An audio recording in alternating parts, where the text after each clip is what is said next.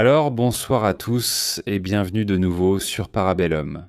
Ce soir, nous allons aussi aborder quelques questions satellitaires, etc. Parce que pour expliquer ce qui s'est passé à Constanța, il y a certains facteurs qui vont au-delà des drones. Parlons-en, c'est quelque chose qui se produit aussi en Europe avec le GPS, le spoofing, le brouillage, etc. Disons qu'il y a des choses intéressantes que j'ai remarquées et que les médias traditionnels ne racontent pas, qu'ils n'ont pas remarquées. Par exemple, ils disent que c'est un drone Magura, oui, mais d'une variante particulière qui explique beaucoup de choses. Cela explique aussi le fait que l'événement n'est pas dû au hasard. De toute façon, avant d'en parler, dans 10 minutes Barbato arrive et Bussy devrait aussi arriver. En ouverture, nous parlerons des élections. En Arménie. Maintenant, tout le monde dit parti pro-européen, mais c'est un peu exagéré. Disons que la politique arménienne a changé pour plusieurs raisons. Pour ceux qui vivent sur Mars, en Arménie et en Azerbaïdjan, ils se font la guerre depuis 40 ans. Pour la question du Haut-Karabakh, qui est un petit corridor, une bande de terre qu'ils se disputent depuis un bon moment. En 2023, les Azerbaïdjanais réussissent, avec une petite offensive, à chasser les Arméniens. Il y avait les troupes russes qui étaient censées faire pratiquement office de force d'interposition, garantir qu'il ne se passe rien. Parce que de toute façon, l'Arménie fait partie de l'OTSC, donc de l'alliance militaire avec la Russie. Or, nous savons tous que la Russie est occupée ailleurs. Et elle a probablement estimé que s'interposer entre les Azerbaïdjanais, les Arméniens, qui sont ensuite soutenus par les Turcs, n'était pas vraiment quelque chose qu'ils pouvaient faire à ce moment-là. Et donc, en essence, ils n'ont rien fait. Depuis lors, Pachinian a décidé de chercher quelques alternatives. Et l'une de ces alternatives était le soutien français, avec lequel, d'un point de vue historique, ils ont de nombreux liens. Parce que les Français, en tout cas depuis le début du XXe siècle, ont accueilli de nombreux exilés arméniens, etc. Ce qui inclut maintenant aussi un soutien militaire, etc., etc. Et évidemment un soutien américain en ce qui concerne un soutien militaire, un accord pour le petit corridor, peut-être garanti aussi par eux. Donc oui, c'est certainement un éloignement de la Russie, mais il doit jouer sur plusieurs tableaux, parce qu'il est quand même difficile qu'il reçoive une grande aide s'il arrive quelque chose. Certainement le deuxième parti qui a obtenu, si les résultats tournent autour de 25%, est dirigé par un oligarque assez connu, avec de nombreux liens à Moscou. Tandis que Pachinian n'a pas obtenu plus de 50%. Donc, il y a certainement une volonté, même si les télévisions russes, Poutine lui-même, ont tout de même envoyé beaucoup d'avertissements. D'ailleurs, à mon avis, quelque chose leur a aussi échappé. C'est-à-dire que Poutine a répondu en donnant une interview où il disait que la guerre en Ukraine a eu lieu justement pour cette raison. Un rapprochement avec l'Occident. Un rapprochement avec l'Occident qui est un peu différent du discours sur l'expansionnisme de l'OTAN, etc. C'était un avertissement comme pour dire « Attention parce que si vous vous rapprochez trop, vous pourriez finir comme en Ukraine ». Vous pouvez le trouver en ligne, il le dit clairement. Certainement sans trop de problèmes. La télévision russe le disait aussi dans différentes émissions, en somme. Il y avait plusieurs avertissements aux Arméniens, en somme, de voter comme il fallait, non ? Pour ainsi dire. En réalité, ils ont voté comme bon leur semblait. Et c'est un gouvernement qui, malgré sa majorité, a quand même des problèmes internes. Pourquoi des problèmes internes ? Parce que juste pour obtenir la paix avec les Azerbaïdjanais, il a pratiquement renoncé au Haut-Karabakh. Et évidemment, il y a des partis d'opposition qui le critiquent précisément sur ce point, en disant qu'il a été trop conciliant de ce point de vue. D'ailleurs, les Azerbaïdjanais demandent aussi de modifier la constitution de l'État arménien en ce qui concerne Justement, le fait que le Haut-Karabakh est mentionné dans la Constitution comme étant leur territoire, et ils veulent une modification.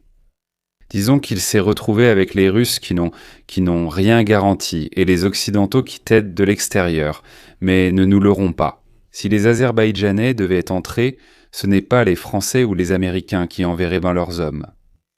Au mieux, ils aideraient voir l'armée arménienne, comme ils le font déjà avec des livraisons d'armes et des conseillers, mais l'armée arménienne n'est pas en état de pouvoir combattre, du moins de les affronter, en ce moment contre les Azerbaïdjanais soutenus par les Turcs. Donc, il doit jouer sur plusieurs tableaux et essayer de se renforcer. Disons en tenant la Russie à distance, en comptant sur le fait que la Russie, en somme, est déjà assez occupée de son côté. Donc il doit répondre un peu aux demandes azerbaïdjanaises, entre guillemets, turques, pour essayer de gagner du temps. Il ne veut pas vraiment fixer les frontières, une bonne fois pour toutes, et puis basta. Donc il est intéressant de voir ce tournant ou cette reconfirmation, parce que malgré tout, Pachinian, même s'il a perdu le Haut-Karabakh, a été reconfirmé. Avec une large majorité par rapport au deuxième parti, si l'on considère qu'il est à 52 à 56% et que le deuxième a obtenu 23 à 25%, quelque chose comme ça. C'est pourquoi ils ont choisi une direction. Nous verrons comment cela se passera. Je ne pense pas que les Russes interviendront beaucoup, puisqu'ils n'en ont pas vraiment les moyens. Ils ont essayé un peu avec quelques menaces voilées, mais ça s'est arrêté là. Venons-en maintenant à la question de Constanța, car il est intéressant de noter certaines idées, certains détails de cette histoire. J'ai vu beaucoup de débats au sujet du drone ukrainien qui s'est retrouvé là-bas. Il y a deux choses que j'ai remarquées et que personne n'a jamais mentionnées dans aucun article, etc. Premièrement, c'était une corvette russe spécialisée dans la guerre électronique qui se trouvait plus ou moins dans la zone. Probablement équipée d'un système KT-25, qui est un système conçu pour brouiller, faire du brouillage, perturber les signaux radio, Internet, etc. Et l'autre chose, en revanche, c'est le fait que le drone, je vais m'y inclure. Ivan, le drone qui est entré à Constanța, qui est ukrainien, était là pour une mission spécifique, pas dans le port de Constanța, mais à proximité des ports de Constanța. Disons qu'il était en train de chasser avec 3 autres drones, du moins c'est le nombre que nous connaissons, des navires qui appartiennent à la liste des navires de la flotte fantôme russe. D'accord ? J'ai parlé d'un en particulier, c'était celui qu'ils étaient en train de traquer. Les navires russes disposent généralement de nombreux équipements de guerre électronique, y compris ceux de la flotte de l'ombre. Nous le savons parce que, dans les mois précédents, certains arraisonnements finlandais d'autres navires ont montré que des navires russes possédaient des appareils de guerre électronique même sur des navires, disons, à usage civil. Bien au-dessus de ce qu'on pourrait attendre. L'autre possibilité est un Krasouchka, qui est un autre système de brouillage russe qui peut atteindre jusqu'à 300 km, donc il peut aussi agir depuis la Crimée ou la pointe de la Crimée, qui n'est pas si loin. C'est du moins ce que disent aussi des sources roumaines. Ce qui est intéressant, c'est qu'il traquait cette Safine Helena, qui est l'un de ces navires, il y en avait 4 ou 5. Ouais. Quel est le point fondamental de cette histoire ? Les Ukrainiens n'auraient aucun intérêt à mener une attaque avec leurs propres drones, car je vous fais remarquer une chose. Oui, c'est un drone Magura, au moins une variante.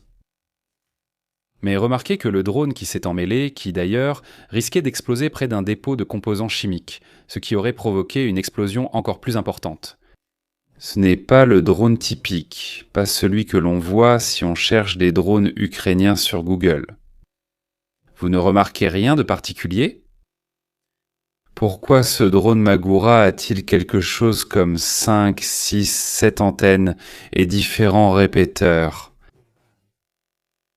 C'était le drone de commandement, c'était le drone auquel les autres drones étaient connectés, Un peu comme lorsqu'on utilisait en Ukraine des drones plus gros pour relayer le signal pour les autres drones. Si les Ukrainiens doivent attaquer parce que quelqu'un l'a dit, une opération sous faux drapeau, comme ça ils déclenchent la Troisième Guerre mondiale, mais pourquoi devrais-je utiliser mon drone de commandement ? Je n'utilise pas mon drone de commandement qui contrôle les autres, qui fait relais radio. J'envoie un des subordonnés. Faites attention, le drone qui a été trouvé par les Grecs et d'autres drones de ce type qui ont aussi été capturés par les Russes en Crimée n'ont pas tout ce genre d'appareil collé dessus. Tu compromets ce drone, tu compromets l'interaction. Ouais. Tu n'envoies pas le drone de commandement, à moins que le drone de commandement, qui était justement celui qui recevait les signaux principaux et les transmettait ensuite aux autres drones qui opéraient, soit précisément celui qui a subi le spoofing. C'est-à-dire, ils ont bloqué son signal, ils ont pris le contrôle, et comme c'était celui qui commandait les autres, ils ont pris celui-là, les autres n'émettaient pas de signaux. Ils n'en recevaient pas. Ils les recevaient de celui-ci. Donc si je fais du spoofing, je fais du spoofing sur le signal principal, qui était celui de commandement. Ça n'avait pas de sens d'essayer de prendre le contrôle des autres. Donc cela démontre déjà complètement l'idée que les Ukrainiens ont tenté d'envoyer un drone en Ukraine, en Roumanie, pour créer une sorte d'attentat. Maintenant, nous allons expliquer des choses assez compliquées, disons, dans cette histoire. J'ai appelé Ivan. Très bien. Bonsoir à tous. Je t'en prie, vas-y. J'ai donné la version résumée, mais disons qu'avec un minimum de logique, on comprend que si je dois attaquer quelque chose, je n'utilise pas mon drone de commandement. Son objectif était de rester en retrait et servir de relais aux autres. Ni plus ni moins. Ton explication, comme d'habitude, est parfaite. Il y a juste quelques détails à ajouter, voilà. Premièrement, ta référence au drone de commandement est tout à fait juste. Cette technique est souvent utilisée par les Ukrainiens, mais aussi par les Russes, surtout par les Ukrainiens. Parce que lorsqu'il y a un signal de brouillage fort, au moment où il y a un répéteur, qui est pratiquement un répéteur mobile, le signal envoyé par l'opérateur vers le répéteur est ensuite relayé. Donc, tu as complètement vu juste sur cette affaire. Toutes ces petites coupoles qui sont là, ce sont les derniers dispositifs mis au point par les Ukrainiens parce que chacune d'elles parvient à contrer une fréquence déterminée. Donc, on les voit souvent aussi dans des petits sacs à dos portables. Les soldats les ont, surtout les opérateurs de drones, ils les portent avec eux pour créer une cloche, une coupole qui les protège. Le signal de brouillage, et dans ce cas, il a très probablement été combiné avec le spoofing. Le signal de brouillage est quelque chose qu'on fait en utilisant des antennes, d'accord? Donc, ces drones, qu'ils soient maritimes, terrestres ou FPV, mais aussi les terrestres dernièrement, reçoivent un signal qui est essentiellement le GPS. Cependant, le signal arrive très faiblement sur Terre. Donc, au moment où il y a une antenne puissante pour contrer, celle-ci parvient à couvrir le signal, donc à le brouiller. Mais il existe une autre technique dans ce cas qui s'appelle le meaconing en anglais, c'est-à-dire qu'on n'agit pas à partir de l'antenne, mais à partir du récepteur. Il est alors très probable que cela ait été fait. Je n'ai pas réussi à te l'envoyer par email, mais ensuite on le mettra plus tard pour ta communauté. Il y a déjà des rapports qui circulent surtout concernant la Roumanie, dont un du Spire 2025 qui expliquait que tout le long de la côte, en particulier dans la région de Constanța, il y avait des antennes russes. Voilà, regarde, montrons quelque chose de très concret à ta communauté. Celui-ci s'appelle Mango et c'est un tout petit appareil, d'accord? C'est un routeur comme ceux que nous avons chez nous. Que fait le routeur? Il reçoit Internet via la fibre optique ou, pour ceux qui ont d'autres systèmes, Starlink ou autres. Et ensuite, il la distribue à tous les appareils, à tous les ordinateurs et téléphones que nous avons dans notre système, dans notre réseau local appelé LAN. Au moment où nous avons un petit appareil de ce genre, nous l'utilisons beaucoup en cybersécurité pour interrompre le signal. Que fait cet appareil? Ceci est quelque chose d'universel et de très simple. Quand tu installes sur ce tout petit appareil un système d'exploitation appelé Pineapple, que fait-il? Tu interceptes le signal, imaginons-le, chez nous, d'accord? Donc, on intercepte le signal des voisins. À ce moment-là, donc, on sait quel est le routeur du voisin, comment il s'appelle, et quelle est son adresse IP, surtout si c'est un vieux routeur. Une adresse IP V4, V2, c'est beaucoup plus facile. Et puis, on ajoute une chose qui est celle-ci, une petite antenne. Elle est spécifiquement de 2,4 GHz. Au moment où il modifie son Wi-Fi et que l'autre se connecte la prochaine fois, il se connectera à celui-ci au lieu de son Wi-Fi d'origine. Au moment où la petite antenne est plus puissante, tu arrives à le faire tomber. Dans ce cas, que fais-tu? C'est là que le spoofing entre en jeu. Que fais-tu? Où en as-tu préparé un? Une situation que tu as clonée, en gros, très similaire à celle de ton voisin. Dans ce cas, on transpose du monde civil vers le monde militaire. Donc, soit tu le fais tomber et tu attends que lui, le signal, essaie de se reconnecter. Donc, tu interceptes et tu fais une chose que les Américains appellent une attaque de l'homme du milieu. Tu t'interposes et tu essaies d'intercepter, de l'émetteur au récepteur. Que se passe-t-il? Eux, ils disent the man in the handshake, donc une poignée de main, tu la lui donnes, tu lui fais croire que tu es le routeur, dans ce cas du drone, et tu t'interposes. Et dans ce cas-là, tu lui donnes d'autres coordonnées. Très probablement, c'est ce qui s'est passé. Donc, tout le long de la côte, il n'y a pas seulement les antennes puissantes des Russes, pas seulement les bateaux et les petites embarcations, mais il y aura très probablement aussi des unités, même mobiles, si besoin.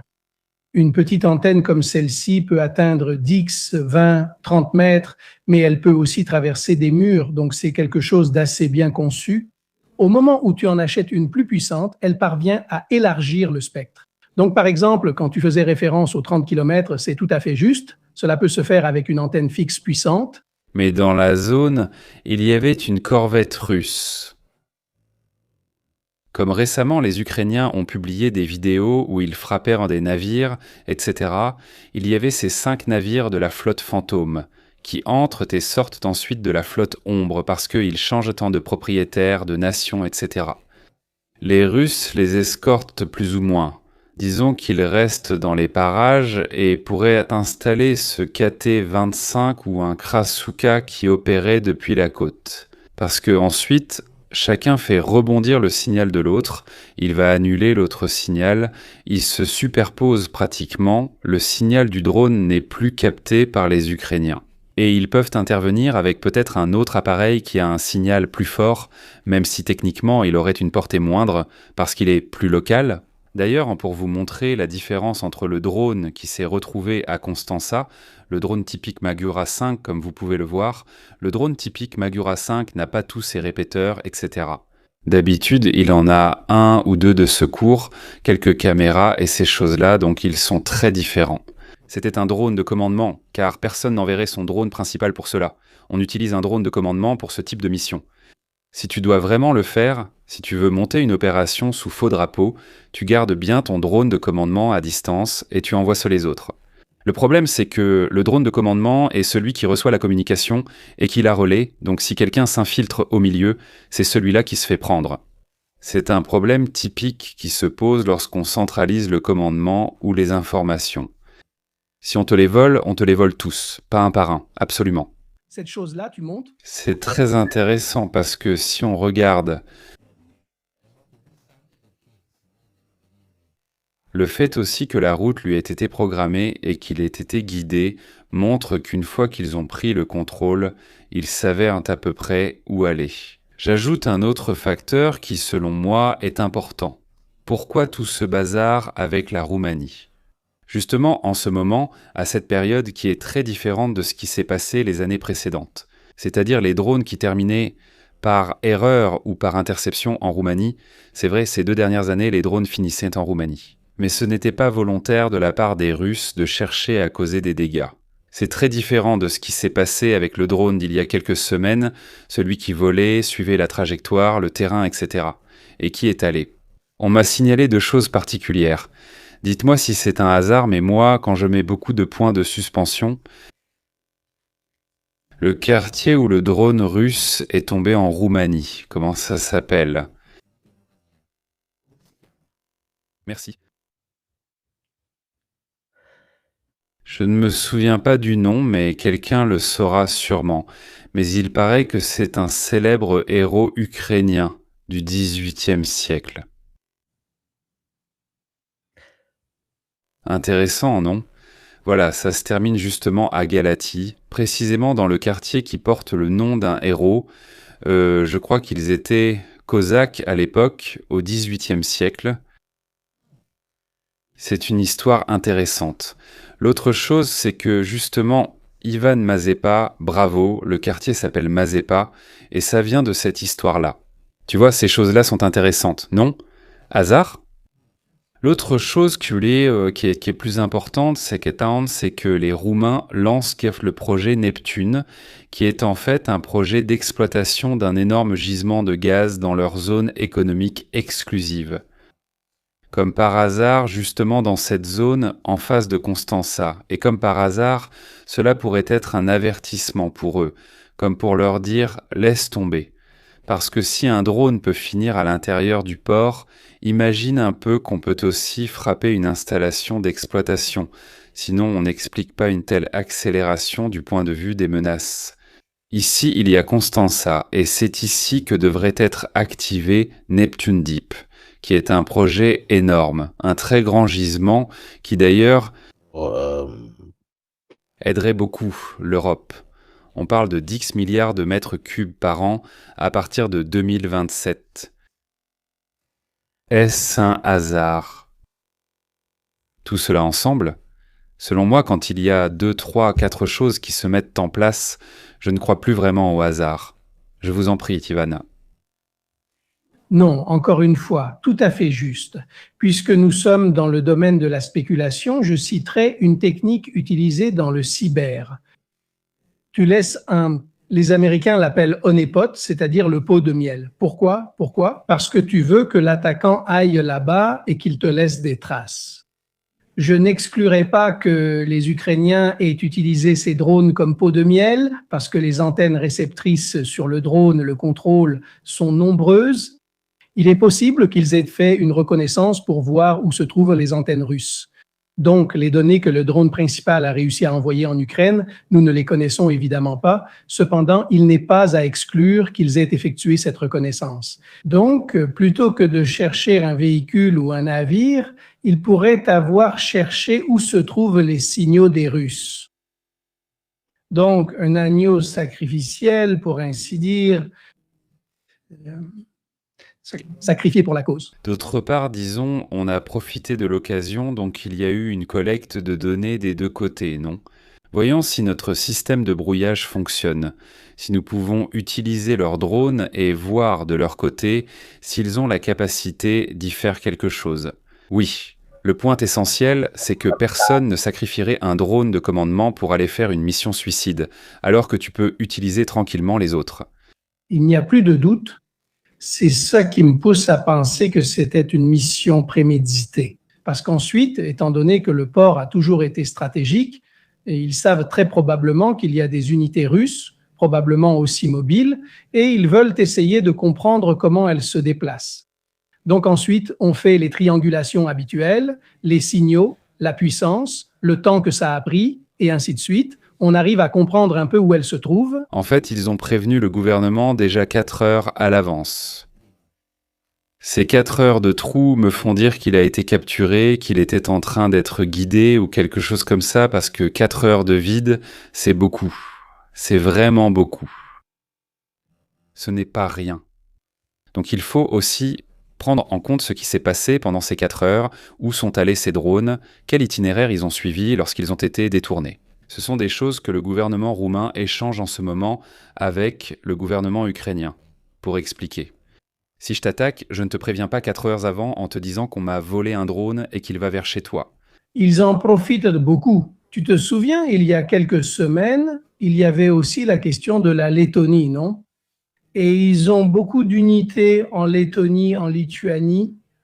Pourquoi? Parce que comme ça, ils arrivent à mieux s'approvisionner et surtout, ils sont dans une zone de production plus tranquille par rapport à chez eux, non? Donc, je pense qu'ils collaborent beaucoup. Bonsoir, je me souviens être venu vers toi. Si Poutine revenait et que la guerre continuait, ce ne serait qu'une nouvelle tête de l'hydre. Je ne pense pas que celui qui viendra après voudra prendre le risque de dire « Désolé, celui-là s'est trompé.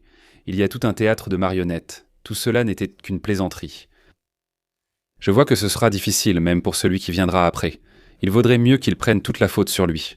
Peut-être qu'il est plus utile, vivant que mort. C'est-à-dire qu'il démissionne, oui, mais qu'il prenne toute la faute sur lui. Faites attention. Dans toutes les émissions militaires, tout le monde critique la guerre, tout le monde critique Gerasimov, Shoigu, le général X, Soloviev se plaint des drones qui arrivent à Saint-Pétersbourg, à Moscou, etc. Mais personne n'a le courage de lui en attribuer la faute ou de le nommer. Ils disent toujours « Trouvons qui est responsable du secteur qui devait être compétent, pas de toute l'histoire. Une façon différente. » En somme, personne n'a le courage de pointer du doigt le grand chef. Pour cela, il faudra beaucoup de temps.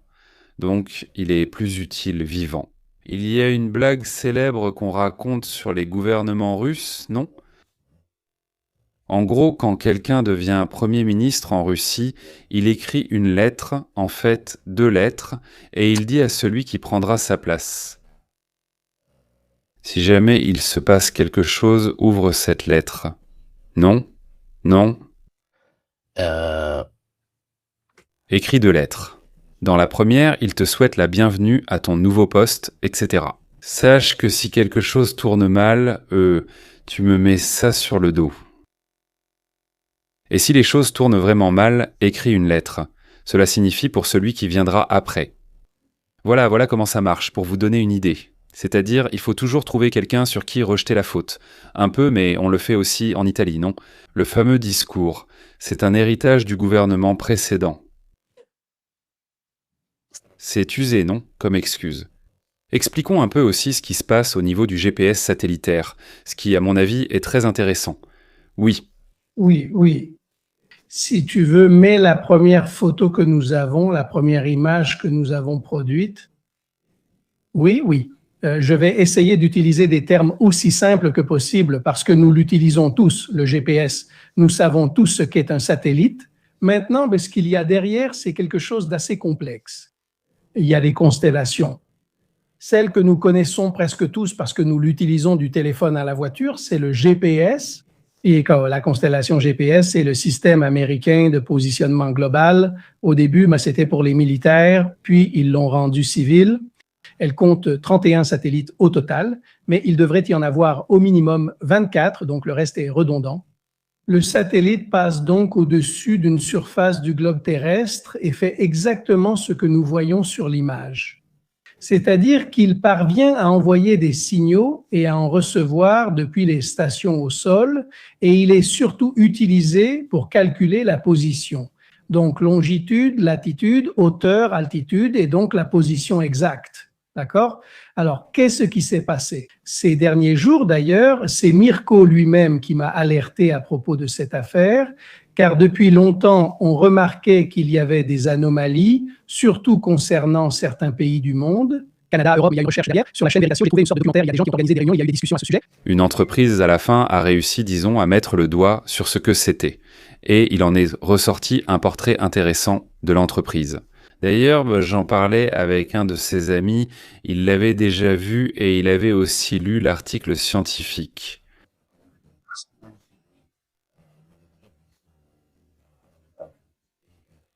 C'est quelque chose d'ancien en somme, mais je n'avais pas réussi à le prouver jusqu'à maintenant.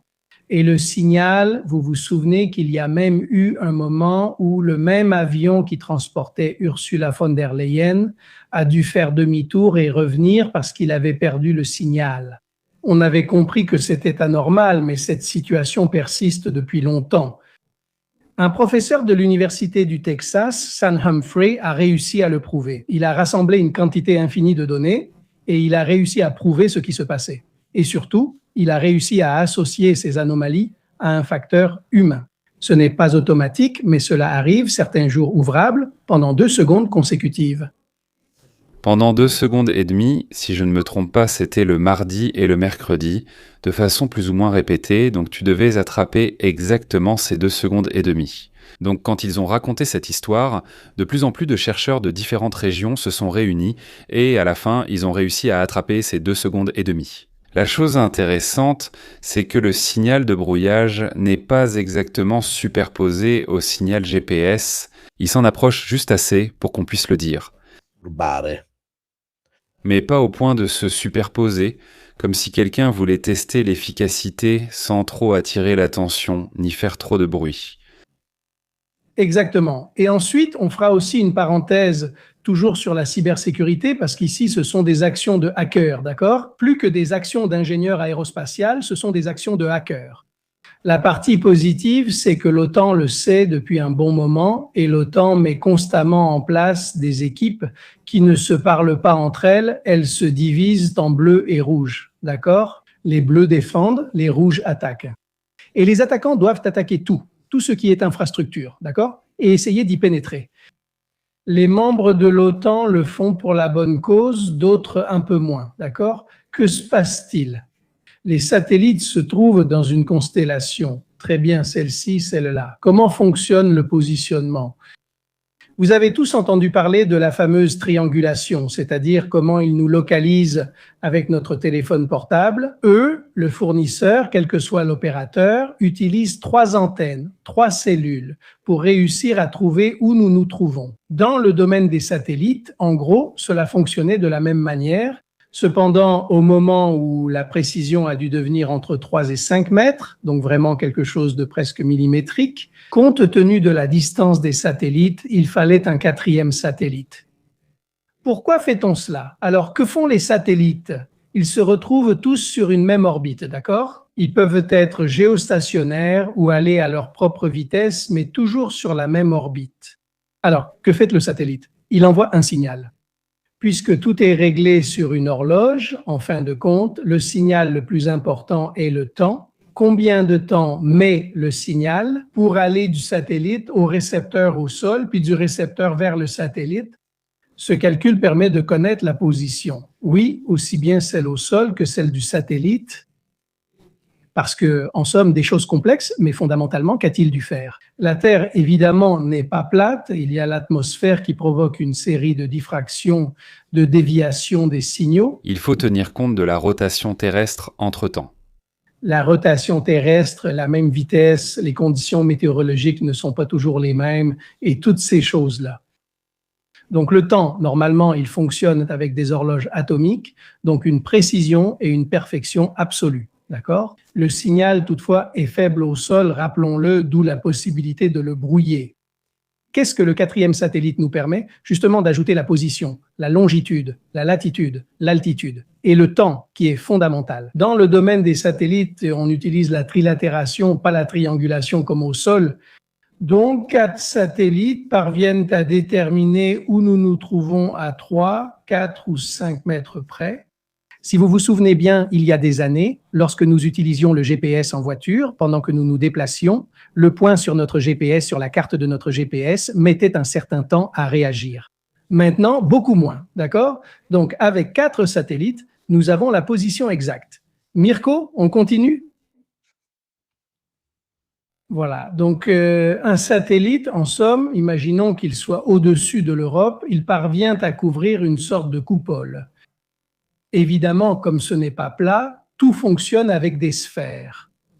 Que fait le satellite? Il se contente simplement d'envoyer le signal de l'heure exacte. Le récepteur au sol reçoit et calcule le temps de trajet. Donc, la distance est essentiellement liée à la vitesse du signal et au temps qu'il a mis pour arriver. Donc, avec un satellite, on peut connaître une position, mais elle est très, très large. C'est-à-dire, si nous nous retrouvons dans la rue, être dans un bâtiment ou à un carrefour, c'est complètement différent d'être au début de la rue. Donc, nous voulons une précision presque absolue. Mirko, on continue? Alors, quelle était la 2e étape? Nous faisons l'intersection parce que toutes ces sphères commencent ensuite à s'intersecter entre elles et la position devient de plus en plus précise. Donc, chaque satellite ajoute une nouvelle contrainte.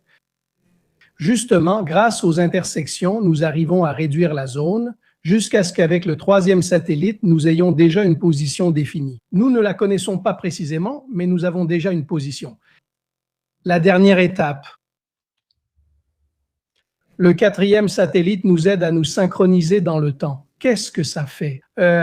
Il élimine les ambiguïtés, il corrige l'erreur, parce qu'ensuite, il y a les choses habituelles dont nous parlions et que nous connaissions. L'atmosphère terrestre, la diffraction, une journée chaude est différente d'une journée froide, s'il y a des nuages, s'il n'y en a pas, et ainsi de suite. Les signaux satellitaires sont parmi les choses les plus délicates qui existent. Voilà pourquoi, souvent de nos jours, On les utilise. Ils sont aussi faciles à brouiller, car le signal perd de l'intensité. C'est-à-dire, pour donner une idée, le signal de réponse qui arrive du satellite, là où tu le captes, a environ 1/20 de la force originale, voire moins. C'est-à-dire, c'est quelque chose d'imperceptible. Donc il suffit de peu pour le perturber. en somme, les gars, c'est ce qui nous arrivait à tous et qui nous arrive encore quand on est sur l'autoroute. Il arrive un moment où l'on capte 2 stations de radio parce que les signaux sont tellement faibles qu'ils arrivent à se superposer. C'est ce que font le spoofing et le brouillage. Le brouillage peut soit complètement couvrir le signal, donc j'en envoie un plus fort, soit, si je fais quelque chose de plus sophistiqué, j'essaie de l'imiter. Nous allons maintenant voir ce qui se passe avec le drone et je peux lui donner des informations différentes. Passons maintenant à celle du drone, Mirko, la dernière. Comment brouiller? En fait, le brouillage ne se fait pas. Passons maintenant à l'explication du professeur Danfle pour comprendre ce que les Russes ont fait. Et le brouillage ne se fait pas depuis le satellite, il se fait depuis un récepteur au sol. D'accord? Pourquoi? Parce que le signal arrive faible. Donc, si j'ai une antenne puissante, comme celle dans de nombreux postes russes, j'arrive complètement à couvrir. Donc, c'est comme si j'avais une station radio avec une antenne beaucoup plus puissante que la station locale, je la couvre. En gros, la station locale n'arrive plus à émettre, personne ne peut recevoir le signal, ou alors, qu'est-ce qu'elle fait? Elle essaye de l'imiter. Donc, elle peut soit le cloner, soit simplement l'imiter. Et qu'est-ce qu'elle fait? Elle essaye de provoquer un petit délai, d'accord?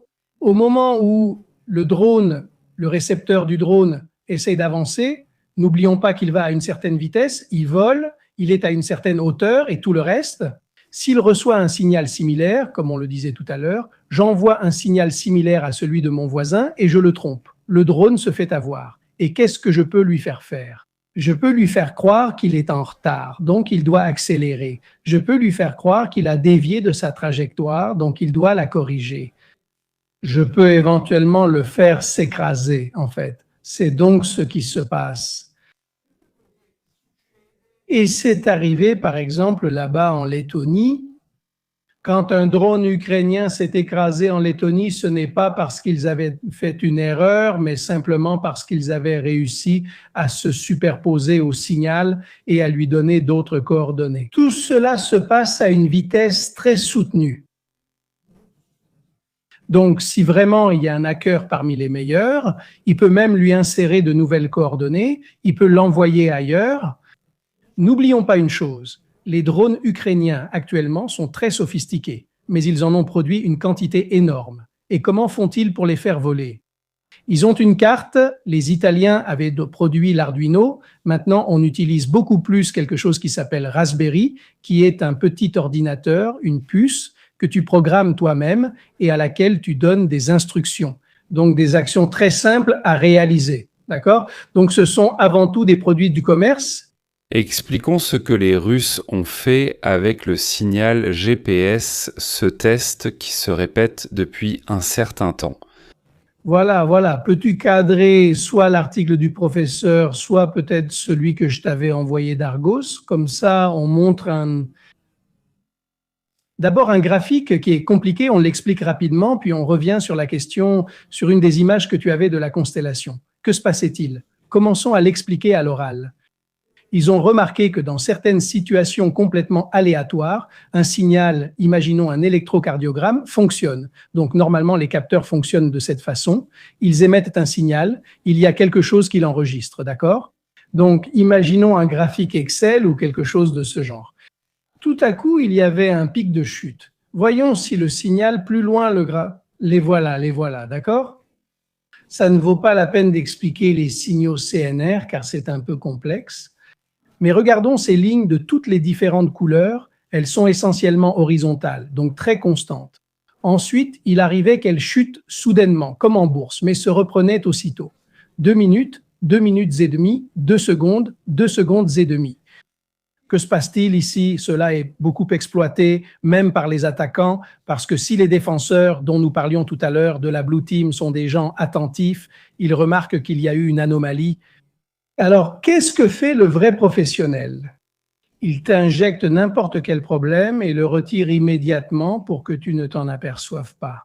Aussi parce qu'aujourd'hui, la situation est très automatisée, donc il est très facile de s'en rendre compte. Que se passait-il?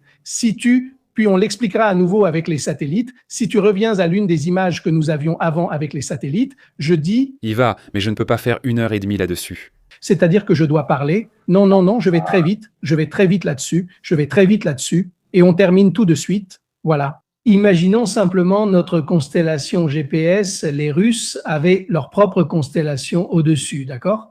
Donc, ils envoyaient un signal beaucoup plus fort, de façon à ce que ce signal soit plus puissant que celui envoyé par les GPS et les récepteurs étaient trompés essentiellement. Ils arrêtèrent de communiquer avec les GPS, le signal était perdu. À ces moments-là, tu peux tout faire. Tu peux prouver que tu l'éteins essentiellement ou que tu le caches, ou éventuellement, comme l'a présenté une série d'analystes qui ont proposé cette hypothèse, c'est typique des hackers. Quand je le suspends, je peux injecter des éléments pour obtenir des informations. Stop. Donc en fait, mais cela faisait déjà 1 an ou 2 qu'on y pensait. Comme si tu avais vu avec un satellite doté d'un bras mécanique chinois, capable de faire cela. Beaucoup de choses évoluent. On parle de communication quantique, on parle de systèmes d'antennes radar au sol qui sont probablement plus sûrs parce qu'ils sont plus puissants et plus difficiles à brouiller. Il y a aussi quelqu'un à l'OTAN qui commence justement à installer ces antennes pour éviter ce genre de problème. Parce qu'en réalité, les GPS comme les GLONASS sont extrêmement vulnérables. Ce sont des signaux très faibles, donc il est facile de s'y introduire. D'ailleurs, les systèmes russes, comme ceux qui pratiquent énormément la guerre électronique, parviennent depuis un certain temps déjà à s'introduire dans les signaux de Starlink, etc. Donc voilà. Ensuite, allez voir les vidéos de Veritasium qui expliquent donc tout ça, évidemment en racontant toute l'histoire des recherches, etc. Nous avons essayé de le condenser. Passons à ce qui se passe aussi sur le terrain, car c'est intéressant.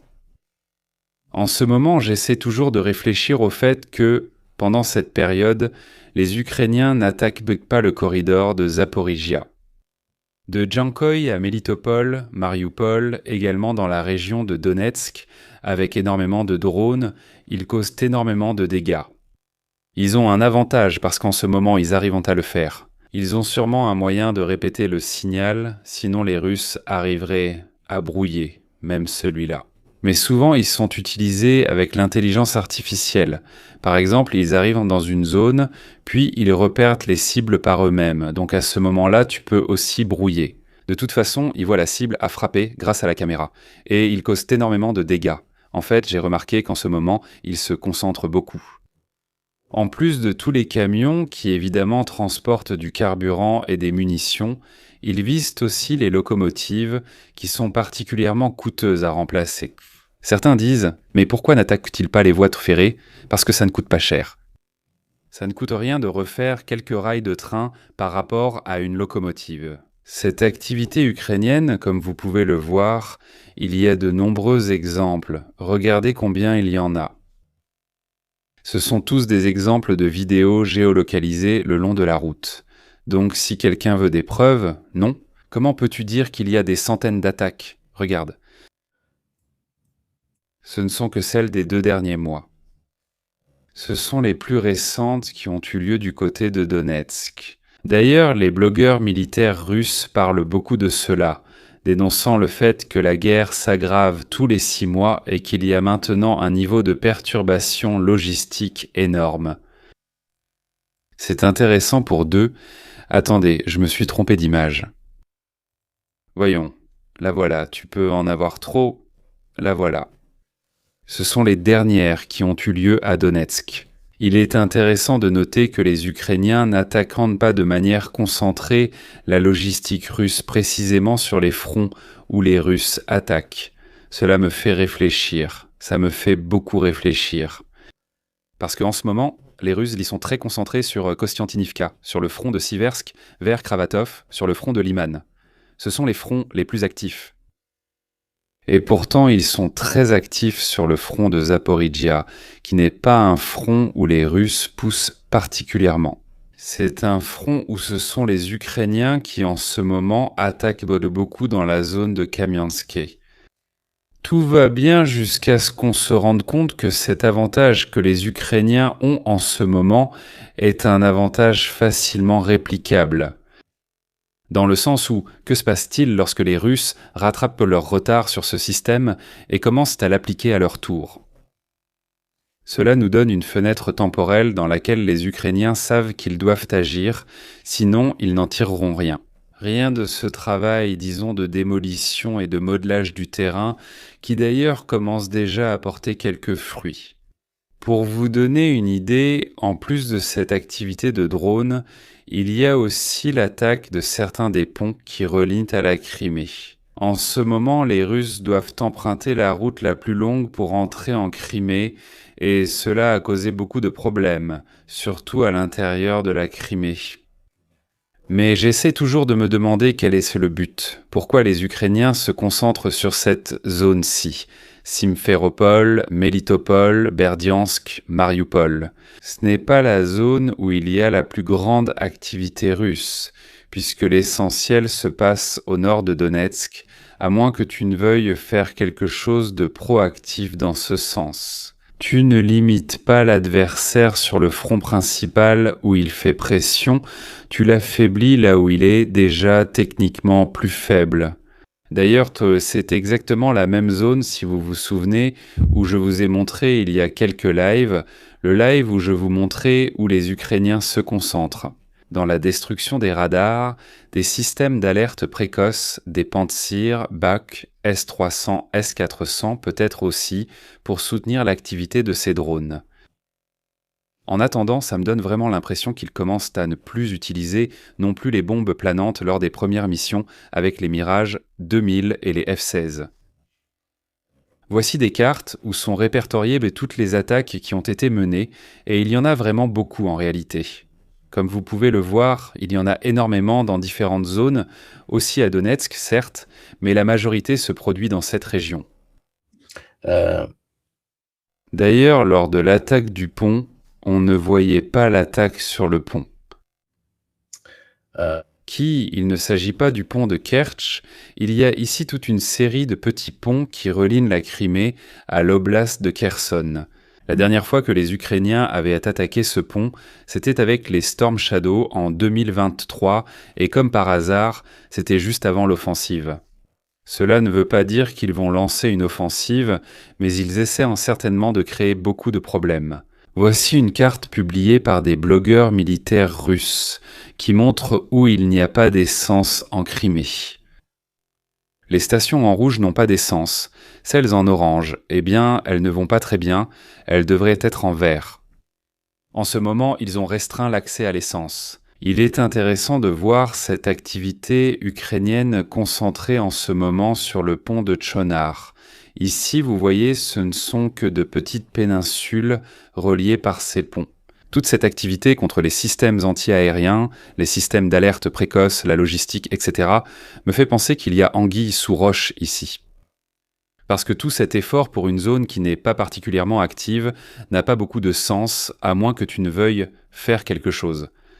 Quelqu'un demandait dans le chat si l'histoire de la péninsule de Kimburn est vraie. Il paraît que les Russes se sont retirés, en réalité seulement de la partie la plus avancée. Disons pas vraiment de là, parce que de toute façon, la maintenir sur le plan logistique est vraiment problématique. Il est vrai qu'ils craignaient des débarquements, des incursions ukrainiennes, etc. Mais ce n'est pas que... Si les Russes se retirent de ce petit bout, alors soudainement les Ukrainiens arrivent et l'occupent. C'est un peu une impasse pour tout le monde, cet endroit. Il n'est pas particulièrement utile ni intéressant. Mais le fait que toute cette activité ait conduit à un retrait de cette pointe peut témoigner du fait que cela devient de plus en plus difficile. Et cela nous dit que le front s'étend sur 100 km de plus, d'un côté comme de l'autre.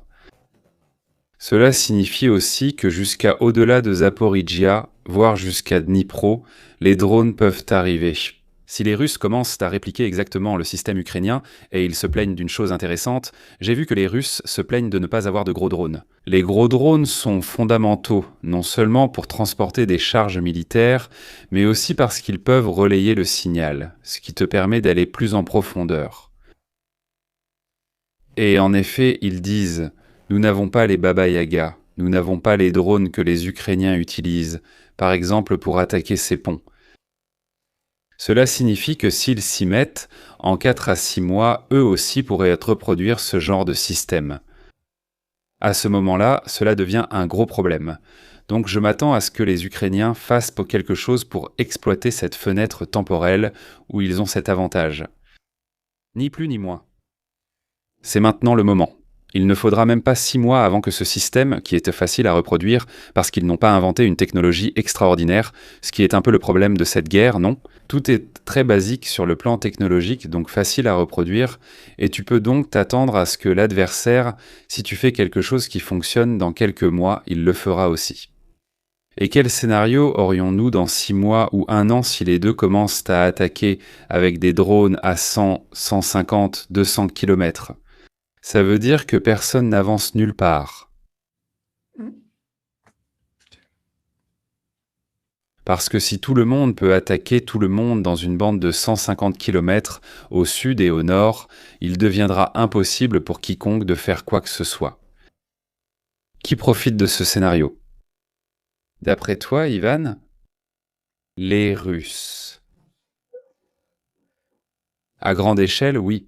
S'ils arrivent à faire la même chose à une échelle supérieure à celle des Ukrainiens, ils vont sûrement créer beaucoup de problèmes. Donc les Ukrainiens devront utiliser ce laps de temps pour quelque chose. Remarquez que les Ukrainiens n'ont pas mené d'action offensive depuis un bon moment. À part cette petite action pour reprendre du terrain au nord de Kuliapolo, nous n'avons pas vu de grandes opérations ou de grandes tentatives. Donc cela pousse à réfléchir pour voir comment la guerre évolue un peu. Passons aux situations sur les fronts parce que c'est intéressant. Évidemment, le sujet central du direct est Kostiantynivka. Parce que Kostiantynivka est un point clé par rapport à Kramatorsk et Sloviansk.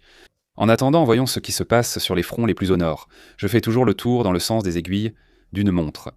À Vovcha, les Russes continuent pratiquement d'étendre ces zones. Des zones tampons qui mobilisent quand même, comme vous le voyez, le déploiement des unités ukrainiennes, qui doivent rester là pour voir si jamais il se passe quelque chose. Mais en général, dans la région de Soumy, la zone de Vovcha, il n'y a pas de grands mouvements offensifs. Quelqu'un demandait récemment des nouvelles de Kupiansk.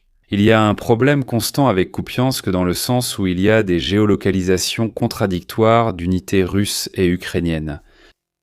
Parce que la plupart des cartographes, tu sais ce qu'ils font, Ivan ? C'est selon le biais.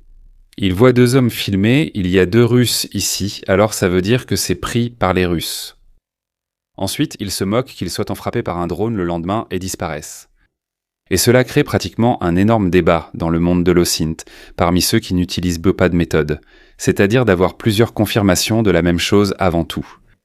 Que la position s'est consolidée, mais généralement il y a un retour de l'activité russe du côté est de Kupiansk. Ces multiples géolocalisations russes, comme vous pouvez le voir, témoignent qu'il y a quand même une activité accrue. Du côté surtout est, et en partie au nord par rapport à Kupiansk. Celles-ci, en revanche, sont des géolocalisations en bleu clair. Il y a une unité russe qui a attaqué les Ukrainiens. Donc au minimum, cela nous indique que cette zone ici est certainement sous contrôle ukrainien. Pourquoi y a-t-il ces énormes zones grises ? Parce qu'on ne peut pas cartographier efficacement, car il y a une tendance à ne pas consolider le terrain. Parce qu'il n'est pas consolidé. Essaie donc de mettre 100 hommes dans une zone où chaque homme se prend un drone toutes les heures. Tu ne peux pas le faire. Tu dois aller attaquer pratiquement les opérateurs de drones eux-mêmes. C'est la zone un peu plus au sud de Kupiansk. Nous sommes au nord de Liman, au sud de Kupiansk. Plus ou moins, la zone est restée inchangée dans ce sens. Il n'y a pas de grands changements. Pourtant, il y a des géolocalisations de Russes à l'intérieur de Liman. Pourquoi le savons-nous? Parce qu'il y a des vidéos ukrainiennes, il suffit de regarder les marquages qui disent « Regardez, nous avons frappé de l'infanterie dans cette zone ». Cela signifie que les Russes sont à l'intérieur de Liman, deux fantassins qui sont peut-être déjà passés de vie à trépas. Donc souvent, ces vidéos sont utilisées pour faire des affirmations absurdes. Ce sera différent pour la question de Kostiantynivka, car là-bas, il y a vraiment beaucoup de géolocalisation. Mais il est difficile de définir exactement ce qui est en train de se passer. Si l'on regarde la zone de Sloviansk, qui est plus au sud, on voit aussi ici des infiltrations russes qui exercent une pression de plus en plus forte sur les unités ukrainiennes. Surtout dans la zone de Mykolaïvka, qui, comme vous pouvez le voir, est un terrain surélevé, donc les Ukrainiens de cette zone utilisent donc des drones. Les opérateurs de drones sont avantagés, car une antenne au sommet leur permet d'opérer plus efficacement. Tout le monde essaye de prendre les zones, disons, en hauteur, parce qu'ici il y avait l'opérateur de drones. Zone nord de Kostiantynivka, et c'est ici que commencent les problèmes qui se produisent. Les Russes commencent à s'approcher de Markov, parce que Markov est intéressant pour nous. Parce que si Kostiantynivka tombe, les Russes essaieront sûrement de prendre ce système de collines. L'un des rares terrains surélevés qu'il y a pratiquement entre Kostiantynivka et Kramatorsk-Sloviansk. Et partir de Markov est sûrement la voie la plus facile, tout comme celle de Tchassiviar. Tout le débat qui a lieu en ce moment, et qui est aussi la raison du direct, concerne ce qui se passe à Kostiantynivka. Parce que Kostiantynivka est un point logistique fondamental pour réussir à avancer. Et elle se trouve plus ou moins dans une vallée, sur un terrain assez particulier. En fait, les Ukrainiens ont commencé à avoir des problèmes lorsque les Russes ont pris Berestov, une colline de 220 mètres pour situer, et la zone au nord, 240 mètres. À partir de là, leurs opérateurs de drones ont commencé à prendre le dessus sur l'activité ukrainienne à l'intérieur de la ville. Et en ce moment, à l'intérieur de Kostiantynivka, il y a deux choses distinctes. L'une est la zone où les Russes sont sûrement, comme Linivka, et dans ces quartiers-là. Et deuxièmement, les zones où des Russes et des Ukrainiens ont été vus à l'intérieur de Kostiantynivka. Et cela signifie en fait que la ligne défensive ukrainienne, qui avait toujours réussi à contenir les Russes en dehors de l'agglomération urbaine, a cédé. Pourquoi a-t-elle cédé? À droite et à gauche. Et si nous allons voir les différences, les points bleus sont des géolocalisations ukrainiennes, cela signifie des vidéos russes qui montrent des attaques contre des véhicules ukrainiens, etc. Cette série ici, le long de la route, ce sont tous des véhicules ukrainiens. Leur problème était que la logistique pour entrer dans Kostiantynivka dépend de ces deux routes. Donc eux, les Russes, ici à petite échelle, font ce que les Ukrainiens font. Sur le corridor de Zaporizhia, sur cette autoroute, ils bloquent pour tout ce qui essaie d'entrer à l'intérieur de Kostiantynivka. Et ici, on remarque que les points rouges et les points bleus sont entrecroisés. Le nombre de géolocalisations de vidéos ukrainiennes montrant l'attaque avec un drone. Avec toute l'infanterie russe ou les vidéos russes montrant l'attaque contre un véhicule ukrainien ou l'infanterie ukrainienne, tout est mélangé. On n'y comprend pratiquement plus rien. Historiquement, quand les Russes parviennent à entrer, à part Kupiansk, qui a été un peu une surprise. Habituellement, les Russes, lorsqu'ils entrent dans une ville avec plus d'hommes. Petit à petit, ils arrivent à la prendre. Ça, c'est comme la carte de l'Institute for War. Dites-moi si vous y comprenez quelque chose. Nous avons essayé et, selon moi, nous avons bien fait. Nous parlerons ensuite du reste de Kostiantynivka, mais je souhaite ouvrir une parenthèse sur la méthodologie. Ces derniers mois, tout le monde parle du terrain, non? On parle en kilomètres carrés. Ça fait 3 ans que j'entends cette histoire de kilomètres carrés. J'ai toujours essayé dans mes lives de dire attention, c'est un peu comme dire que les Russes mettront jusqu'en 2050 pour prendre ce territoire. Oui, s'il y a les mêmes niveaux de stratification défensive. Tu ne peux pas penser que si les Russes dépassaient tant les lignes défensives ukrainiennes, comme cela se passait à l'été 2025, alors la vitesse aurait été la même. À égalité de terrain fortifié, il est évident que la vitesse reste la même. S'il y a moins de systèmes défensifs, il est impensable que la vitesse soit la même. C'est illogique. Aujourd'hui, on regarde beaucoup les kilomètres carrés pris, compris. Et il y a certainement un ralentissement en ce qui concerne le terrain occupé par les Russes. Évidemment, les Ukrainiens en ont repris d'autres, et on raisonne seulement en kilomètres carrés. Et j'ai dit, excusez-moi, mais si les Ukrainiens reprennent 5 km de champs dans le secteur nord de Julia, Kouliapol, et récupèrent leur position, et que les Russes, eux, prennent Kostiantynivka. Merci. On peut jouer à dire que les Russes ont perdu du terrain, parce que peut-être que Kostiantynivka fait 30 km², et donc, sur les petites graphiques, cela donnerait un gain de 70 en faveur des Ukrainiens. Alors il a dit à Ivan, écoute un peu, je te donne cette liste de critères.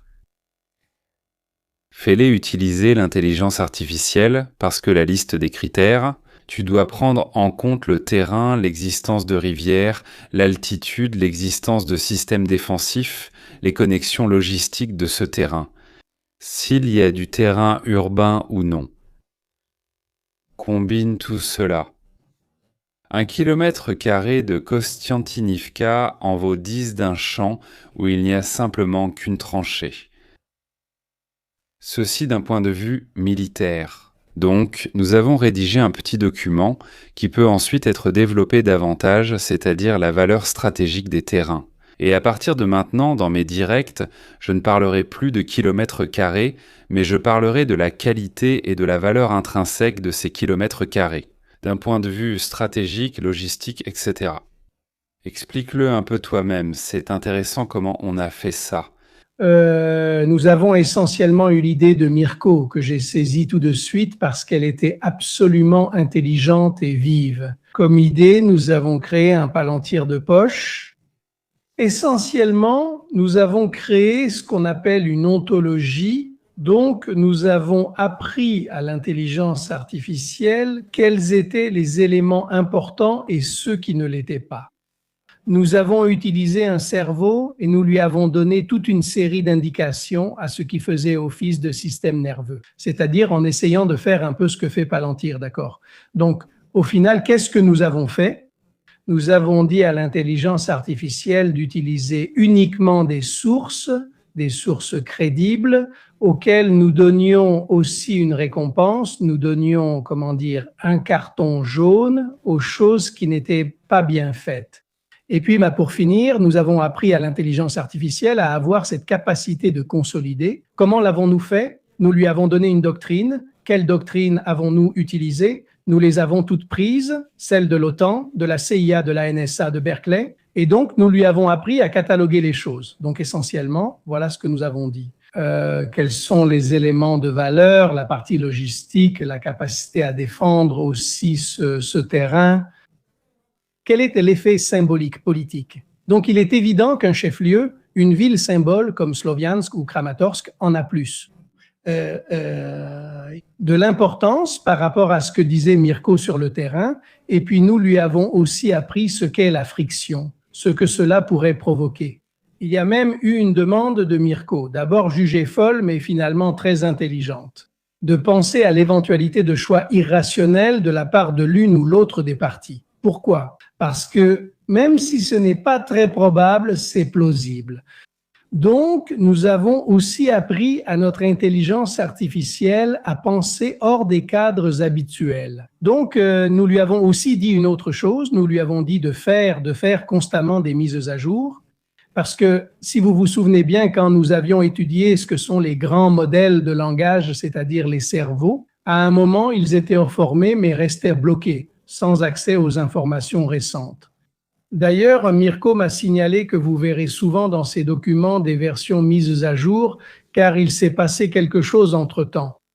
Et donc, encore une fois, Konstantinivka, pourquoi est-ce critique? Elle n'est pas tombée, mais l'avancée russe est profonde. Au centre de la ville, il y a la garnison et celle de l'Ukraine est partiellement isolée. Parce que Pour utiliser une terminologie militaire, on parle d'encerclement opérationnel. Ils ne sont pas physiquement bloqués, mais lorsque l'étau se resserre et que les drones ennemis opèrent pratiquement sur tes lignes logistiques, on peut encore entrer, amener des gens, etc.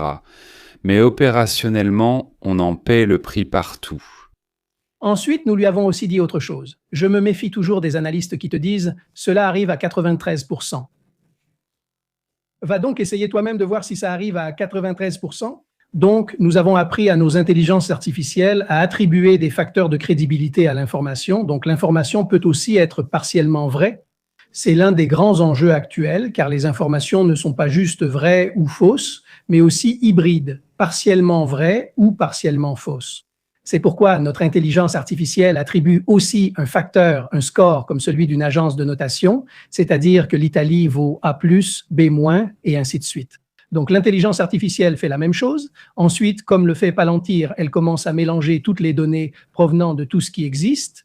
Source ouverte, certains font un peu moins attention, donc notre attention concerne la liste blanche et la liste noire. Donc, où prendre les choses? Évidemment, si la chaîne Telegram des militaires russes dit une série de choses, on lui enlève un peu de propagande. Mais en général, il nous donne quand même quelques informations et quelques nouveautés, d'accord? Donc, cette partie de notre intelligence artificielle. Elle consulte également les réseaux sociaux comme l'UX, Facebook, Telegram et fait autre chose. Nous lui avons également intégré toute une série d'outils propres à la cybersécurité, donc elle effectue toute une série de contrôles. À nous. Paco Canello, notre Paco Canello, c'est nous qui l'avons fait. Ceux des autres ne nous intéressaient pas. Je t'explique rapidement comment c'est, sans entrer dans trop de détails. Aujourd'hui, de nos jours, on utilise des agents, d'accord? Un agent, qu'est-ce que c'est? C'est quelque chose qui exécute une tâche, un objectif que tu lui as donné, mais l'agent n'est pas intelligent. Il se contente d'exécuter la tâche. Il n'y réfléchit pas, alors que le nôtre, oui. Tu as un cerveau qui orchestre, puis tu as un système nerveux. Et nous lui avons appris ces deux choses au début, celle dont je t'ai parlé, l'ontologie, c'est-à-dire que nous lui avons appris à être un analyste très critique.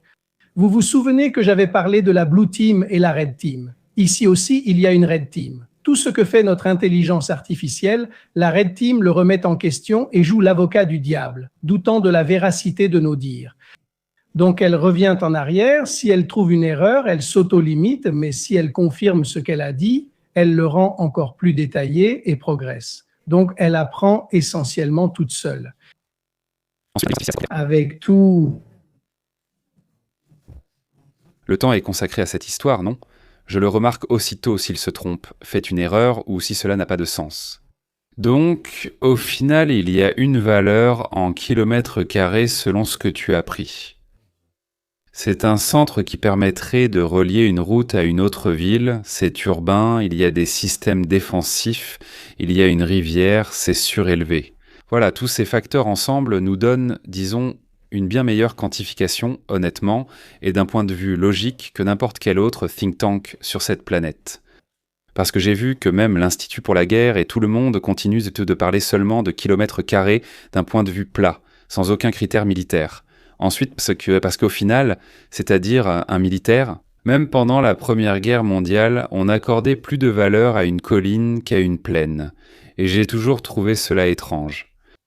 Et puis Mirko ne part pas, remonte encore, on va te montrer quelque chose. Quelle méthode, Mirko Camposchiari, tu es là? Le grade de l'OTAN, donc justement, lui attribue quelque chose qui doit toujours être vérifiable, donc à notre intelligence artificielle. Elle vous apporte les références, elle vous montre comment elle a raisonné, parce que s'il y a une erreur, on le lui dit, et elle revient en arrière et ne le fait plus, puis elle présente des preuves, donc il y a le grade OTAN. Ensuite, elle vous met à côté les références, tous les documents qu'elle a consultés, elle vous ouvre les sources, donc en substance, elle permet à n'importe qui de devenir un analyste compétent. Voilà, tu vois, eh bien, allons prendre aussi les exemples, non? Les SASVISFI. 1628 kilomètres infiltrés mais non contrôlés, l'apparence sur la carte surestime la valeur réelle acquise. L'avancée sur Kostiantynivka est urbaine et ne se reflètera pas en kilomètres carrés significatifs, mais dans le contrôle d'un nœud critique de la ceinture fortifiée. Que veut-il dire par la ceinture fortifiée ? C'est cette série de villes autour de Kramatorsk et Sloviansk qui, d'un point de vue logistique et défensif, valent beaucoup plus pour les Ukrainiens que 200 km² de champs et de quelques positions défensives au nord de Kouliaïpol. Il y a aussi d'autres facteurs que nous avons, je crois, tous expérimentés aussi dans cette guerre. Même si les villes tombaient main progressivement, la phase finale de la conquête de chaque ville a toujours été la plus coûteuse. Par exemple, les Russes avaient pris 70 à 80% de Pokros en 6 mois. Combien de temps leur a-t-il fallu pour compléter les 20 à 30% restants ? C'est la même chose pour Bakhmout, pour Avdivka et pour tous les autres. Donc paradoxalement, le kilomètre carré gagné par les Russes en 2026 coûte 2,7 fois plus de vie qu'en 2025 et il est conquis à un tiers du rythme. L'avancée urbaine à Kostiantynivka suggère que le coût par unité de terrain conquis augmentera encore dans les prochains mois, même en cas de chute de la ville. Il est en effet intéressant de voir que, malgré la diminution du nombre d'assauts en février, mars, avril et mai, maintenant, entre la fin mai et juin, ils ont de nouveau augmenté. Et pourtant, en termes de kilomètres gagnés au total, tout est un peu plus calme. Depuis qu'il n'y a plus l'offre commerciale qui augmente. Dans le cas russe, par exemple, la dernière loi que Poutine a faite est celle qui annule tes dettes si tu vas faire une rotation en Ukraine. Nous remarquons que le recrutement a diminué en nombre de personnes qui s'engagent chaque mois, et l'activité russe a également baissé. L'activité russe en ce moment est complètement concentrée pratiquement sur le front Liman-Siversk-Kostiantynivka, c'est-à-dire sur la demi-lune qui mène qui mène à Kramatorsk et Sloviansk. C'est la zone, ça fait 55 km pour donner une idée de la zone où se déroule l'essentiel de l'effort opérationnel russe. Les autres fronts, plus ou moins, oui, il y a des escarmouches, ça se harcèle un peu, mais il n'y a pas un effort aussi massif. Tout se concentre autour de cette zone. Liman, Kramatorsk, Sloviansk, la ceinture défensive, ils entendent par là celle-ci, c'est-à-dire Kostiantynivka. Olesevo. Droujivka, en réalité plus grande que Kostiantynivka. Voici Kostiantynivka. Fondamentale pour les Ukrainiens pour défendre l'accès vers Kramatorsk et Sloviansk. En ce moment, tout se concentre précisément dans cette région, donc catégoriser le terrain uniquement du point de vue des kilomètres carrés est assez myope, il faut considérer l'importance de ce terrain. Et quelle valeur cela peut avoir à long terme ? Avec tous ces facteurs que nous avons pris en compte, à partir de maintenant, nous utiliserons cette échelle de valeur pour analyser. Venons-en à ce qui se passe précisément à Kostiantynivka. De ce point de vue, c'est simplement que les Russes se sont infiltrés un peu partout. Et que les Ukrainiens essaieront probablement de leur faire payer le plus cher possible la conquête. En continuant à alimenter leurs propres forces, quelle sera la prochaine manœuvre des Russes ? Historiquement, même lorsqu'ils se trouvent dans une situation comme celle-ci, il leur faudra généralement encore 2 mois pour achever complètement la prise d'une ville. En attendant, voici des géolocalisations russes où ils attaquent dans ce cas un M113 ukrainien équipé, si je me souviens bien, d'une cage anti-drone qui se trouvait dans cette zone. Donc, comme nous pouvons le voir, l'activité d'interdiction de la part des Russes est énorme. Ceci est une autre géolocalisation russe, puisqu'il s'agit d'une vidéo russe de pilotes de drones frappant des positions d'infanterie, comme vous pouvez le voir dans cette zone. Donc nous savons, du moins jusqu'à ce que nous ayons calculé, qu'ils arrivent 1, 2, 3 jours après l'action, que les Ukrainiens sont encore dans cette zone. De l'autre côté, nous avons aussi l'équivalent des géolocalisations russes. Ce sont des géolocalisations faites par des unités qui nous disent « Regardez, nous avons frappé ici des unités russes ». Donc nous parlons du centre, pratiquement de la ville. Ici, il y a le secteur industriel. Pour donner une idée, il y a énormément de preuves.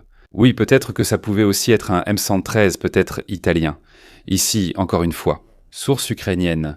La géolocalisation indique qu'ils ont frappé avec des drones l'infanterie russe ici en bas. Donc plus ou moins, on sait qu'il y a des groupes d'infiltration un peu partout. Regardez les distances. À gauche de la ville, à droite de la ville, il y en a énormément.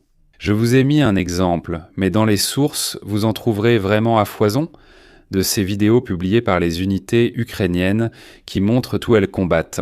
L'infanterie russe, et honnêtement, quand tu as l'infanterie russe, à droite et à gauche de la ville, presque au centre, eh bien, ça veut dire que c'est le chaos. C'est devenu un chaos urbain, où probablement le contrôle change d'une heure à l'autre.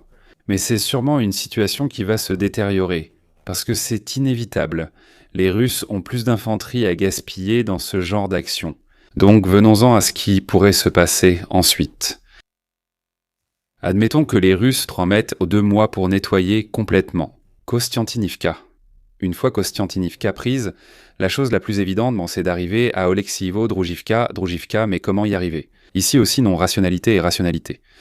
Si nous analysons le terrain, ici j'ai pris une analyse de Playfra que je partage en partie, car personnellement, je n'aborderai pas la chose de cette façon. À l'est, donc derrière Droujivka, c'est quelque chose dont nous parlions avec Capettini il y a plus d'1 an. Mais dernièrement, les Ukrainiens ont développé ces lignes et donc une attaque au nord serait harcelée sur les flancs par les unités ukrainiennes. Ensuite, on disait que l'un des facteurs les plus importants, ce sont les plateaux ou toute position surélevée pour placer tes mortiers, tes drones, etc. Playfab, tu penses, Besant, que d'habitude les Russes s'approchent. Tu sais comment ?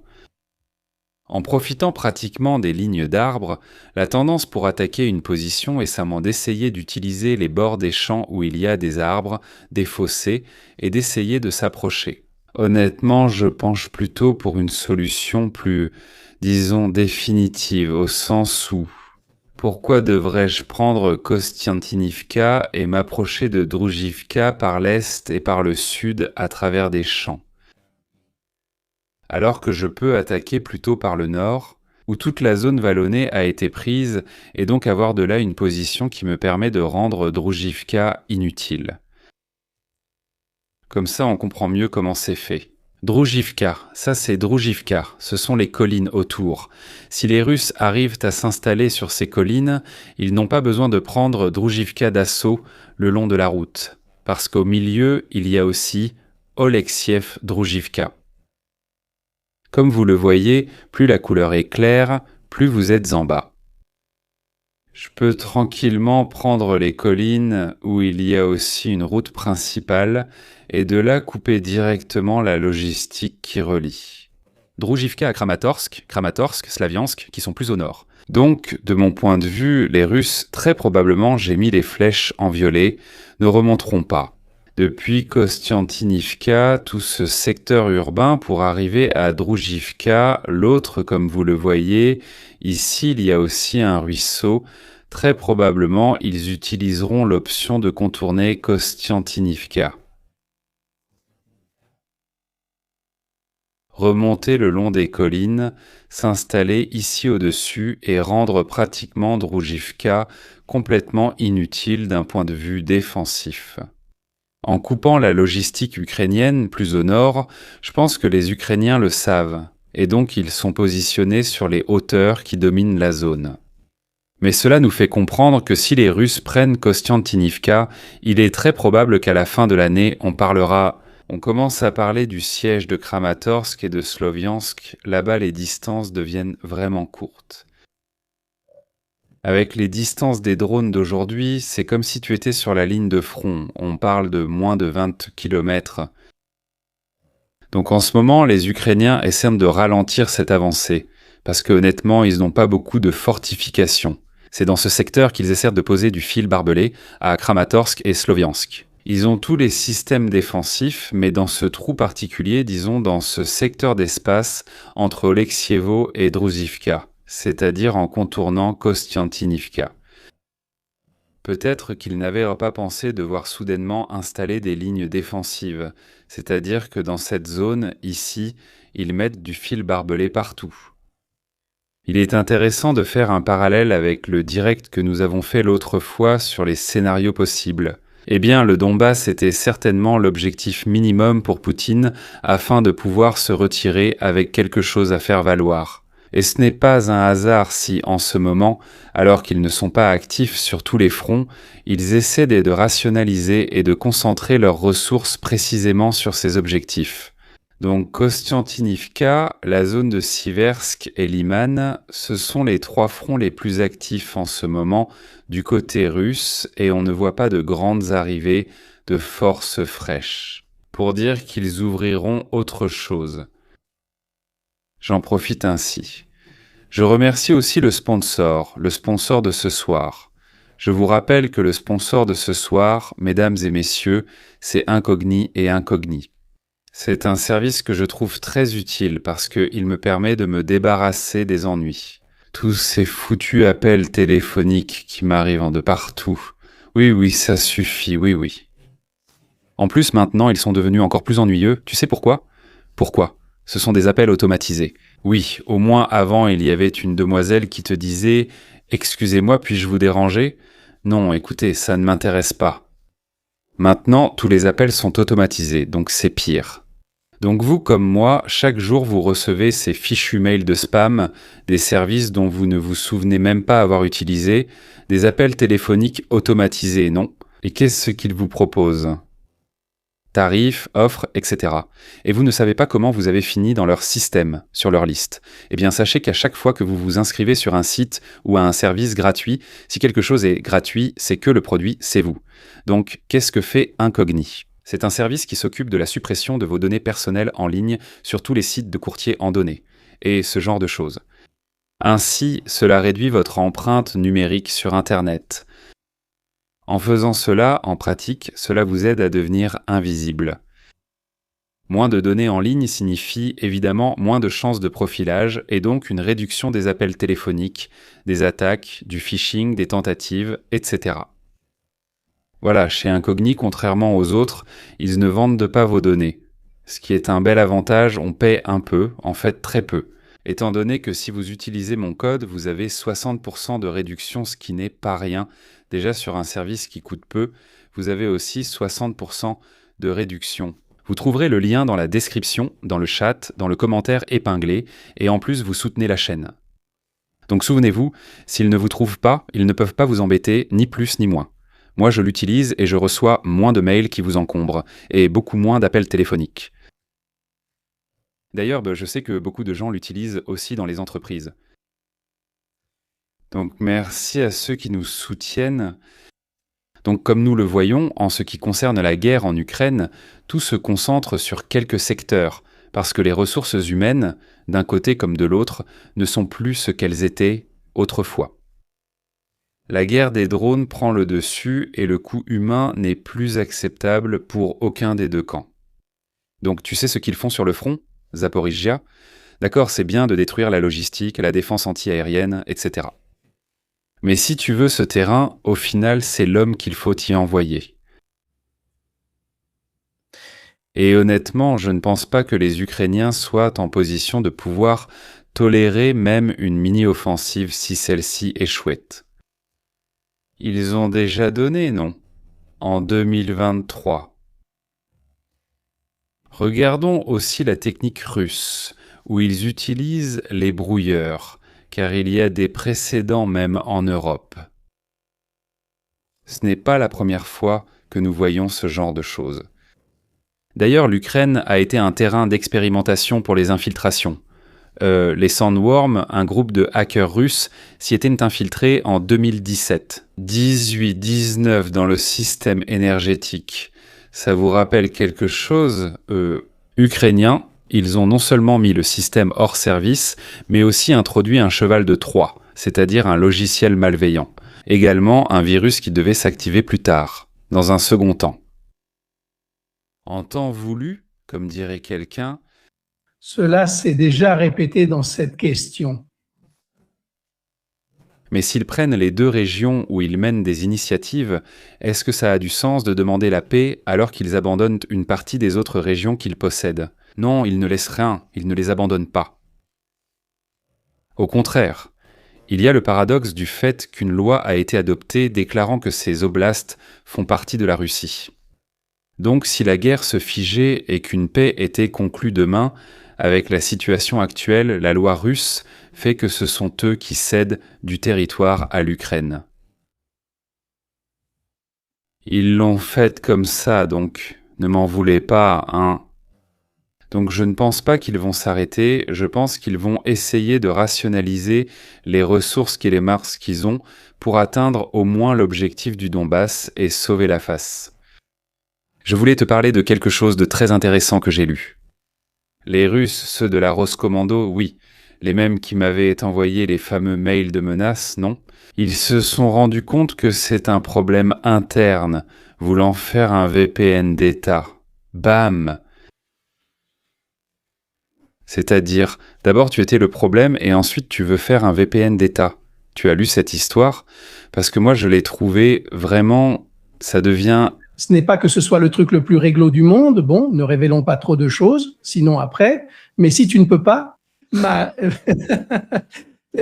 tu peux quand même réussir à trouver où sont les gens, où est l'IP et toutes ces choses-là. Indépendamment du VPN, tous nos appareils, tous nos dispositifs ont des traces uniques qui se trouvent aussi bien dans le téléphone que dans l'ordinateur. Donc peut-être que tu peux faire croire... Mais pour faire une liste, ou pour faire une liste de tous ceux qui utilisent le VPN, et donc voir... Évidemment, oui. Mais je ne pense pas que ce soit si efficace. Dans de nombreux endroits, d'ailleurs en Iran je crois, mais dans beaucoup d'endroits, il y a de nombreuses communautés qui l'utilisent.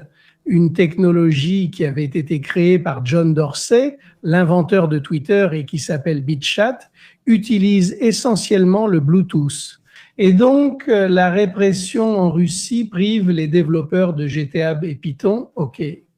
Eh bien, non, ce n'est pas logique. Oui, ça n'a pas beaucoup de sens. Ici, nous expliquons seulement deux choses aux auditeurs. Python, bon, c'est le langage que l'on utilise. La plupart des développeurs utilisent ce langage pour coder. GitHub ou GitHub est un dépôt, donc une grande archive où tout le monde, même moi, j'ai mon propre dépôt, où tous ceux qui travaillent avec l'open source ou qui veulent faire du logiciel libre le mettent et tu peux le télécharger. Donc, très probablement, les différents forks... Les forks, c'est-à-dire, j'ai fait ma propre variante de ce logiciel, etc. Exactement. Donc, ils veulent probablement vérifier qui télécharge les choses, parce qu'avec l'open source, surtout si tu utilises Linux et ainsi de suite, tu peux assez facilement échapper au contrôle. Mais je trouve que c'est quelque chose, enfin oui, voilà, Linux, Figma et tout le reste. Les Russes sont d'excellents hackers. Je ne crois pas que ce soit vraiment à leur avantage non plus. Mais la vraie communauté russe, qui étant très célèbre pour le piratage de tous les jeux, de la musique et de n'importe quoi, depuis 30 ans n'a aucun problème. Je pense que c'est quelque chose de plus bas niveau pour les gens. Mais ici, ils parlent avec les développeurs, l'organisme de régulation fédérale, l'organisme de régulation. Le gouvernement prévoit de créer un VPN d'État unifié pour les développeurs de logiciels russes qui ont perdu l'accès aux archives étrangères à cause des restrictions sur Internet. Des fonds russes ont été invités à rencontrer Function Nouvelle, réalisé pour eux. Les Russes et les Chinois ont vraiment besoin d'être sur le même Internet que nous tous, les groupes russes, Lockbit. Il y en avait un qui s'appelait auparavant Conti et qui s'appelle maintenant Ragnek. Ils ont une sorte de franchise comme McDonald's. Le gamin achète ou on lui offre le manuel sur comment attaquer et il l'utilise pour attaquer. Donc, ils ont vraiment besoin de parler avec des gens en dehors de la Russie. Ils ne vont pas s'isoler, ce sont des rumeurs qui circulent. Ils sont bien meilleurs que ce qu'ils veulent faire croire. C'est quand même amusant de voir que ceux qui ont créé la censure d'Internet disent de maintenant « Oui, mais maintenant voyons l'outil pour éviter notre censure. » Mais vous enlevez la censure, non? Allonge-toi. Comment se compliquer la vie? La vie, non? En passant du compliqué à l'inutile, c'est vraiment un niveau de... Non, mais ils en ont vraiment besoin pour facturer. Ils facturent 8 à 9 milliards de dollars par an. Ils vont gagner beaucoup d'argent avec ça. Qu'en pensez-vous? Vous n'imaginez pas qu'ils me l'offrent, je plaisante. Non. La Russie sera ivre, méfiez-vous. Dernier tour d'horizon et ensuite on va au lit. Comme vous le voyez, les autres secteurs sont plus ou moins endormis. C'est-à-dire, après la prise de Pokrovsk, les Russes les ont pris Kreshina et au cours du dernier mois et demi, à part quelques petites infiltrations, il ne s'est rien passé. Il ne s'est rien passé du tout. En fait, nous n'avons même pas enregistré de grosses rotations. L'autre secteur où les Russes, Otrobebeli, sont devenus plus actifs est justement le secteur où, au départ, les Ukrainiens. Au cours des derniers chez moi, ils avaient repris une partie du terrain au nord et dernièrement, les Russes ont commencé à consolider un peu de terrain au nord de Kouliapol. Sachez qu'ils sont sur cette rivière depuis 6 ou 7 mois et dernièrement, on observe quelques infiltrations un peu plus en profondeur. C'est le front où l'Ukraine a échoué. Les Ukrainiens essaient de créer des problèmes sur les flancs, car c'est précisément sur ce front que les Ukrainiens sont plus actifs, aussi bien à droite qu'à gauche. Dans quel sens ? D'un côté, ils attaquent un Kamianske sur la rive du Dniepr, de l'autre, ils essaient d'attaquer sur le flanc cette position russe. De sorte que plus ils avancent à l'ouest de Kouliaïpol, plus une éventuelle contre-attaque ukrainienne plus au nord les expose sur le flanc. Ce sont pratiquement les deux seules zones où les Ukrainiens tentent de faire quelque chose au niveau offensif. C'est très local, mais je prends en compte le fait que les Ukrainiens sont très actifs dans cette zone, surtout sur le flanc, là où les Russes pillent les pouces actuellement, et ils sont très actifs sur le front de Kamianske. Comme par hasard, ce sont justement les fronts où ils sont en train de détruire. Tous les systèmes anti-aériens, là où les drones attaquent la route, etc. Les unités les plus offensives, les plus mobiles, etc. se trouvent dans cette zone. Je ne pense pas qu'ils vont mener une grande action offensive, etc. Mais cela peut aussi servir offensivement comme défensivement. Cela te cause tant de problèmes que tu devras redéployer des ressources, des forces d'autres endroits pour limiter l'effort offensif russe dans la zone de Donetsk. Ça peut être une alternative à une véritable tentative de faire quelque chose d'offensif. Simplement faire un peu office d'appât, non ? Essayer d'attirer. Ce qui ne s'est pas passé. Ça ne s'est pas passé avec Koursk. Koursk était clairement une tentative de voir si les Russes allaient donner la priorité à la défense de la patrie, au détriment des autres zones offensives. Au lieu de cela, ils ont choisi, entre guillemets, de s'en moquer et de poursuivre leur planification. Sachant que de toute façon, les forces ukrainiennes n'auraient pas pu aller beaucoup plus loin, vu leur nombre limité. Donc, c'était un risque. Entre guillemets, un risque calculé, au-delà évidemment du préjudice d'image, parce que depuis la Seconde Guerre mondiale, personne n'avait envahi la Russie. Parce que depuis la Seconde Guerre mondiale, personne n'a attaqué Moscou. Mais cela aussi est intéressant de voir qu'il y a énormément de parallèles.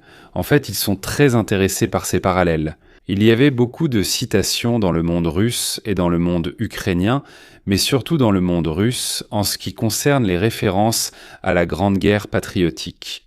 C'est une obsession constante de parler de la guerre patriotique. Donc il est sans normal qu'ensuite restent, disons, ces parallèles, ces choses qui sont reprises. Comme le fait qu'elle a maintenant dépassé la durée de la Première Guerre mondiale, pas seulement de la Seconde. Et ça aussi, en somme, c'est intéressant. Intéressant. Donc, messieurs, je dirais que nous avons pratiquement dit tout ce qu'il y avait à dire pour ce soir. Et donc, je vous donne rendez-vous très bientôt, disons, quand nous aurons l'occasion de traiter d'autres sujets. D'ailleurs, StreamYard bug complètement de mon côté, donc c'est intéressant aussi. Ne me demande pas pourquoi. Ne me demande plus pourquoi. Écoute, je dois me reconnecter pour réussir à clôturer ce truc. Voyons si ça marche.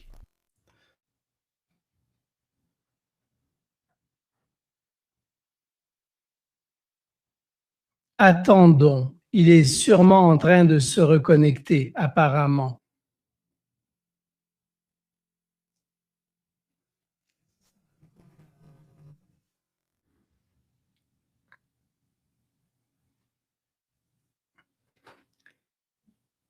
Je crois que l'enregistrement continue. Au moins, je vois te voilà, te revoilà. Voilà, donc c'était vrai. Oui, on arrive à fermer la... Parce que StreamYard était devenu fou. Il doit... Ça doit être le VPN des Russes, Mirko. Le VPN des Russes ne fonctionne pas très bien. Petit conseil. Laissez tomber, n'achetez pas les imitations. Donc un grand merci à Ivan, merci à vous tous, vous trouverez les sources dans la description et évidemment on se retrouvera la semaine prochaine pour une mise à jour avec Moreau, Capitini et tous les autres. Bonne nuit. Bonsoir à tous, bonne nuit.